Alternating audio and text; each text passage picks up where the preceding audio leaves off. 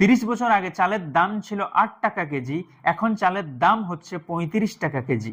30 বছর আগে আটার দাম ছিল 10 টাকা কেজি, এখন আটার দাম হচ্ছে 35 টাকা কেজি। এত জিনিসের দাম বাড়ছে? না, জিনিসের দাম বাড়ে নাই। বিশেষ করে চাল এবং আটার দাম তো একদমই বাড়ে নাই। তবে তবে হলো টাকার দামটা ধীরে ধীরে কমছে। এইটাকেই বলা হয় ইনফ্লেশন বা মুদ্রাস্ফীতি।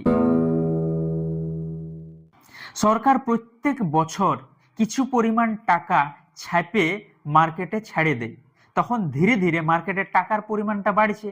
আর মার্কেটের টাকার পরিমাণ যত বেশি বাড়বে, টাকার দামটা বা মূল্যটা ধীরে ধীরে কমিয়ে যাবে, কারণ যেটা সাপ্লাই বেশি সেইটারই ডিমান্ড কম।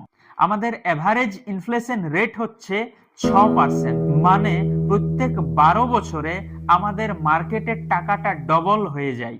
মানে প্রত্যেক 12 বছরে যদি কোনো জিনিসের দাম ডবল হলো, তার মানেটা হলো জিনিসটার দাম স্টেবল আছে, মানে একই আছে।